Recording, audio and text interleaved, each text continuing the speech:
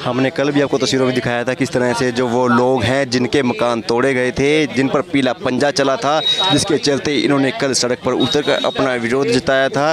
DC आवास का पर घेराव करने का भी प्रयास किया था, लेकिन वहां उनको आश्वासन दिया जाता है कि एक कमेटी बनाकर इनका जो मामला है जल्द से जल्द निपटाया जाएगा, लेकिन अभी तक इनका कोई मामला नहीं निपटा, इनसे बात नहीं हुई, जिसके चलते ये काफ़ी नाराज जरूर हैं, असंतुष्ट हैं प्रशासन से। और उनका कहना है कि प्रशासनिक एक अधिकारी द्वारा ही जो डीटीपी है उसके द्वारा पीला पंजा चलाया जाता है और खुलेआम ये भी चेतावनी दी जाती है कि जो उसकी कंप्लेंट करेगा, चाहे किसी नेता को करे या बड़े प्रशासनिक अधिकारी करे, तो उसको और उसके बच्चों को जेल में डाल दिया जाएगा, उस पर वो मानहानि का केस डाल देगा, ऐसा वो कहता नजर आया। जो ये लोग हैं इनसे जाने का प्रयास हम जरूर करेंगे। पीड़ित लोग हैं क्योंकि इनके मकानों पर पीला पंजा जरूर चल चुका था, लाखों इन्होंने पैसा लगाया था, लाखों रुपए लगाने के बाद भी अभी तक इनके मकानों पर कोई भी कार्रवाई नहीं हुई।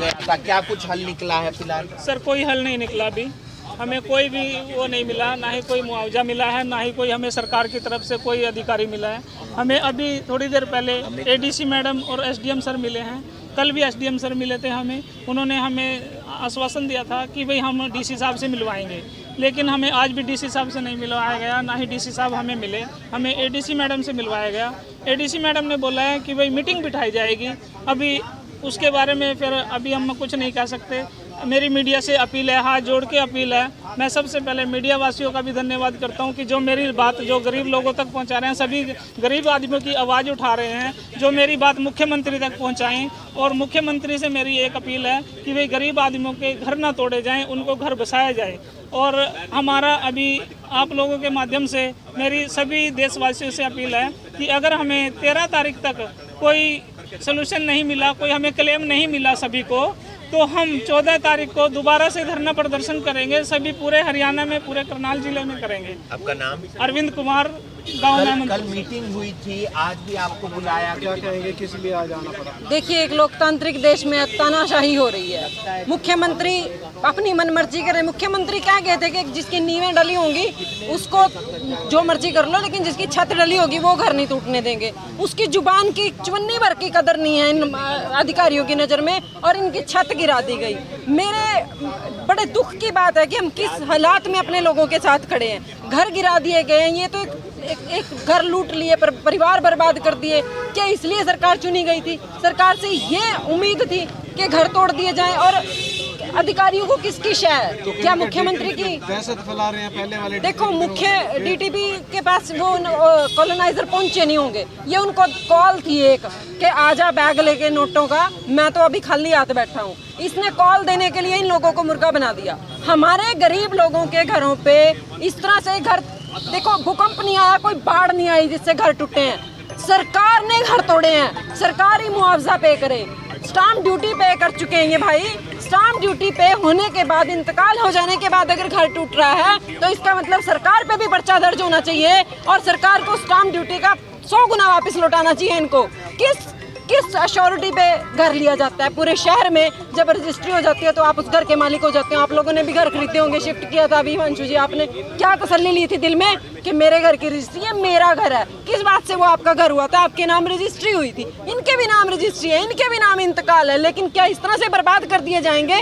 क्या इस तरह से सड़कों पे खड़े कर दिए जाएंगे? आश्वासन के नाम पे कुछ नहीं है।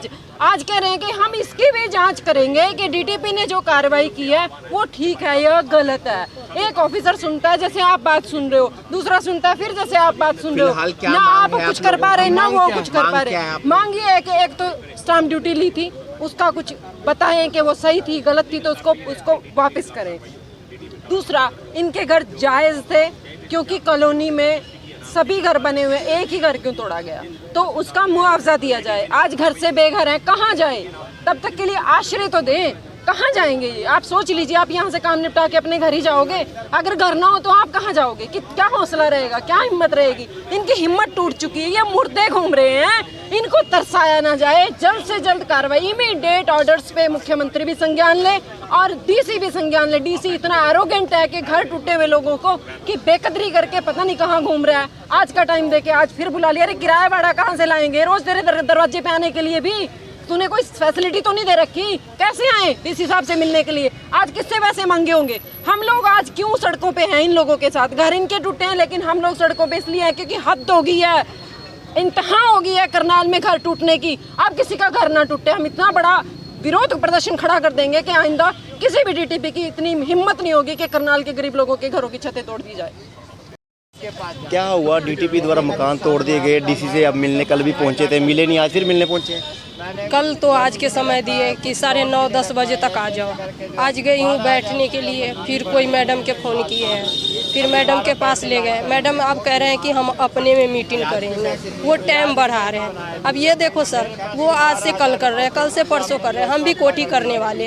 हर रोज़ छुट्टी करके यहाँ रहेंगे, क्या हमारे वहाँ देंगे वो पैसे? हमारे वो रखेंगे वहाँ पे? नहीं रखेंगे, निकाल देंगे। फिर तो न मेरा घर रहा न मेरा काम रहा। हम किससे खाएंगे, किससे करेंगे, किससे बच्चे के पालेंगे, किससे बच्चे के पढ़ाएंगे? कितने बच्चे हैं आप? 4 बच्चे हैं सर। और आप बर्तन वगैरह साफ हाँ करते जी, हैं हाँ कोठी जी, में? हाँ जी। तो आपके पति क्या? पति ये मजदूरी कर रहे हैं, जो घर बनते हैं उसमें मसाले उसाले बनाते हैं। तो बिहार से आए हुए हैं आप यहाँ पर? कितनी परेशानी हो रही है जब आप घर नहीं हैं परेशानी की तो पूछो ही मत। पूछने के बाद तो मेरे को लगता है इतने चिल्ला चिल्ला के रोने लग जाऊं। दोनों ही नहीं काम पे जा पा रहे आप? कोई नहीं जा पा रहे हैं, बस यही लगा रहता है कि पता नहीं क्या होगा, आगे क्या होगा। कल किस्त है, बंधन वाले लोग कहाँ से हम भर पाएंगे? बस यही लगा ही रहता है कि अब आगे हम उनको कैसे लोन चुकाएंगे, कैसे उनको किस्त दे पाएंगे। बस यही लगा ही रहता है। तो बच्चे भी रोते होंगे? रोते हैं कि बच्चे तो कहते हैं मम्मी हम अब स्कूल नहीं जाएंगे, हम काम करेंगे। मना कर दिया उन्होंने स्कूल मना कर रहे हैं, बिल्कुल ही मना कर रहे हैं। अभी तो कोई जा ही ना रहा है, पता चलेगा ये थोड़ा सा हो जाएगा तो बच्चे जा रहे हैं नहीं जा रहे हैं, अभी तो कुछ पता नहीं। अभी किराए के मकान में रह रहे हाँ हो? जी। तो आंखों में आप ये